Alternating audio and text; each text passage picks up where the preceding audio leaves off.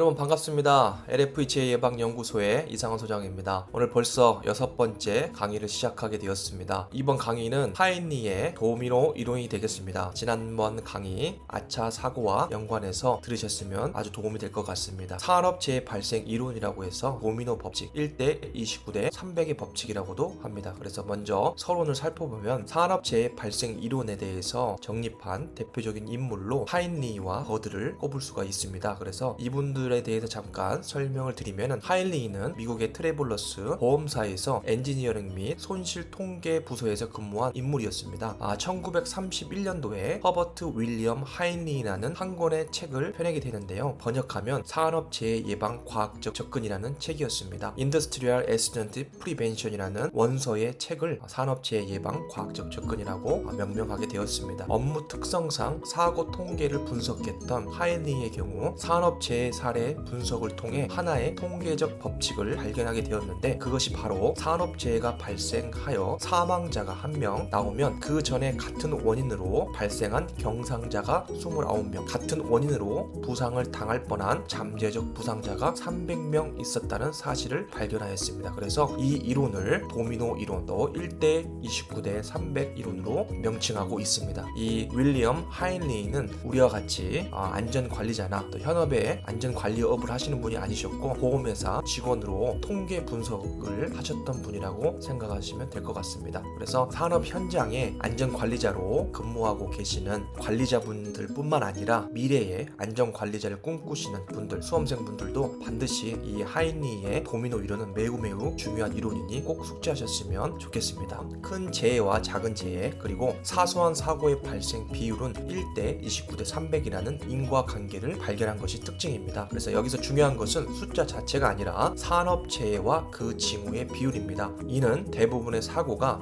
사전에 예방할 수 있는 원인을 파악하고 제거하지 못했기 때문에 발생한다는 이론입니다. 그래서 이 이론이 그 유명한 도미노 이론이 되겠습니다. 하인리 이후에 우리의 산업은 기계화되고 또 시스템화되면서 많이 바뀌게 되었습니다. 그래서 그 이후에 프랭크 버드와 로버트 로프터스라는 사람이 등장하는데, 이분들이 기존의 하인리의 도미노 법칙을 새롭게 해석하였습니다. 그래서 1976년도 하인리의 이론을 재정리하여 발간한 로스 컨트롤 매니지먼트라는 논문을 통해 버드의 빙산 혹은 그 학자의 이름을 따서 버드와 로프터스의 법칙, 즉 손실 원인 모델을 발표하게 되었습니다. 그래서 오른쪽 하단에 피라미드를 보시면 한 명의 대형 참사가 일어나기까지 29건의 경미한 부상이 발생하고, 그리고 300건의 인명피해 없는 아차 사고들이 발생한다는 이론입니다. 따라서 1대 29대 300 이 사고의 발생 비율, 그리고 상호 인과관계를 발견한 중요한 이론이다 라고 보시면 되겠습니다. 그래서 한 건의 사망 사고가 발생하면 단순히 그 한 건이 발생했다, 그 사망 사고에 집중할 것이 아니라 그 한 건이 발생하기 전까지 330건의 여러 이벤트, 잠재적 사고, 그리고 아차 사고, 그리고 사망으로 발전되지 않았지만 잠재적인 위험들이 도사리고 있었다라고 보시면 되겠습니다. 산업 현장에서 아차 사고 우리 조사하기로 했죠. 그래서 아차 사고를 조사하는 이유도 바로 이런 대형 참사를, 사망 사고, 이런 중대한 산업 사고를 막기 위한 예방 조치라고 보시면 되겠습니다. 그래서 하인리 이론의 법칙뿐만 아니라 버드의 최신화된 재발생 연쇄 이론이라는 것을 제가 말씀드렸죠. 이 강의는 추후에 제가 재정리해서 다시 찾아뵙도록 하겠습니다.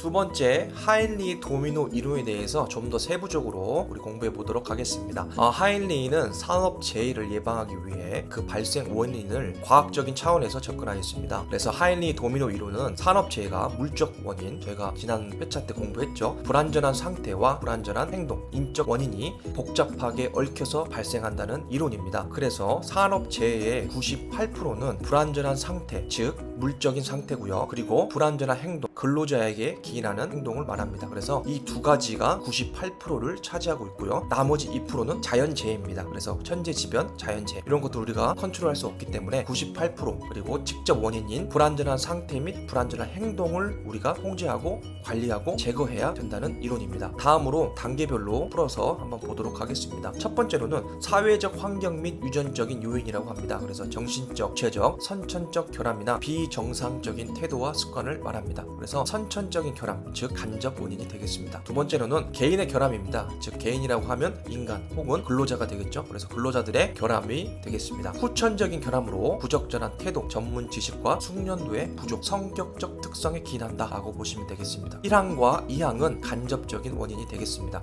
다음은 3항입니다. 불안전한 상태 및 불안전한 행동. 자, 이거 매우 중요하다고 말씀드렸죠. 그래서 불안전한 상태 및 불안전한 행동입니다. 하일리히는 1번과 2항은 통제할 수 없는 수준이라고 보았습니다. 다만 이 3항, 불안전한 상태 및 불안전한 행동, 산업재해의 약 98%를 차지하는 이 3항을 관리하고 또 제거하고 통제하면 산업재해의 대부분을 예방할 수 있다고 보았습니다. 불안전한 상태는 기계적인 고장 상태, 작업장의 미정돈 상태, 생산 공정의 결함, 안전 방호 장치 등의 결함 등이며, 불안전한 행동은 신체적 부적응, 경험 및 기능 부족으로 인한 실수, 불안전한 태도 등이 되겠습니다. 따라서 사망 불안전한 상태 및 불안전한 행동은 직접 원인입니다. 통제가 가능하다라고 보시면 되겠습니다. 네 번째로는 그로 인해서 발생하는 사고, 재해가 되겠습니다. 그래서 오른쪽 하단에 그림을 보시면 도미노 이론이라고 말씀드렸죠. 이 책들이 서 있는데 이 중에서 세 번째 불안전한 행동, 불안전한 행위라고 여기는 기입이 되어 있는데, 이 불안전한 행위를 제거하면은 앞에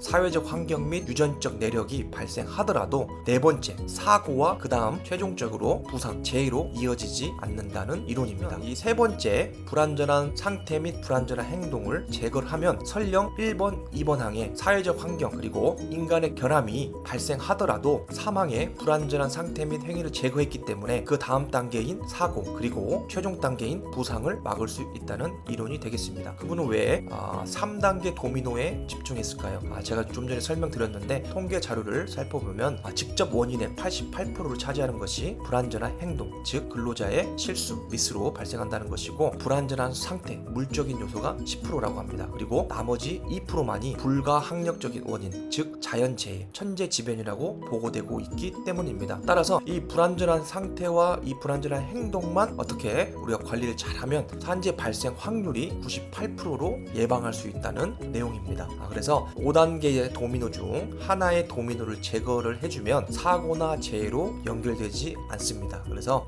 불안전한 상태, 불안전한 행동을 저희가 꼭 기억하시고 산업 현장에서 제거하셨으면 좋겠습니다. 자, 마지막입니다. 이렇게 기본적인 이론만 제가 강의를 하고 넘어가긴 좀 아까워서 하나 더 만들었습니다. 그래서 산업 현장에서 이 하이니의 법칙을, 도미노 법칙을 어떻게 적용할 건지 한번 살펴보도록 하겠습니다. 사실 이 전 강의에 불안전한 상태 및 불안전한 행동을 참고하시면 답이 벌써 나와 있습니다. 하지만 제가 다시 한번 내용을 설명드리겠습니다. 불안전한 상태 및 불안전한 행동을 제거하는 활동을 하자입니다. 그래서 직접 원인, 간접이 아닙니다. 직접 원인을 찾고 제거하자라고 생각하시면 되겠습니다. 그래서 대표적인 게 여러분들 지금 잘 하고 계시는 것들입니다. 안전 점검하는 이유도 결국보다 불안전한 상태를 발견하고 불안전한 행동으로 이어지지 않도록 우리가 산재 예방 활동을 하는 거다라고 보시면 되겠습니다. 그래서 안전 점검을 한다든지 안전 교육을 한다든지 설비를 좀 더 안전한 설비로 투자한다든지 안전 장치를 새로 추가로 설치한다든지 정리정돈을 잘 한다든지 이런 내용들이 되겠습니다. 그래서 두 가지만 보고 강의 마치도록 하겠습니다.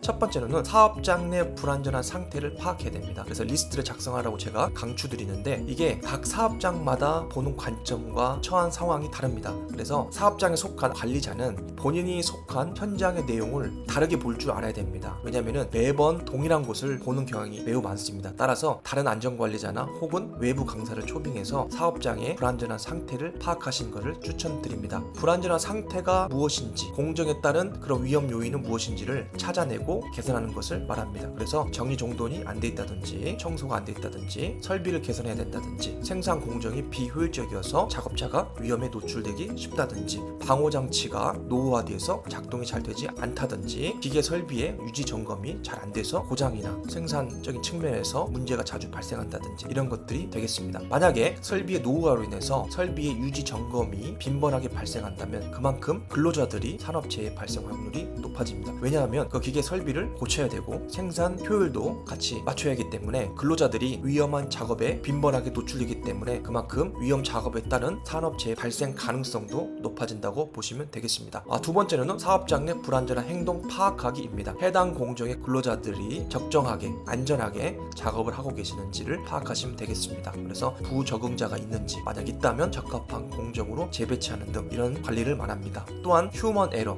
근로자의 실수를 예방하기 위해 방지하기 위해 안전보건 교육과 훈련을 주기적으로 실시하시고 안전보건 표지 등 기본적인 사항을 준수하시면 되겠습니다. 여러분들 안전관리자가 어떤 일을 하는 사람이라고 생각하십니까? 안전관리자는 불안전한 상태 및 불안전한 행동을 인지해야 되고 그거를 개선하는 사람입니다. 따라서 산업 현장에서 여러분들은 근로자의 생명을 보호하고 살리는 사람입니다. 부디 자부심을 가지시고 이 업무에 임하시길 바랍니다. 여러분들이 있기에 산업 현장은 발전하고 더 안전하고 쾌적한 산업 현장으로 발전해 간다는 사실을 명심하시기 바랍니다. 오늘도 수고하셨습니다.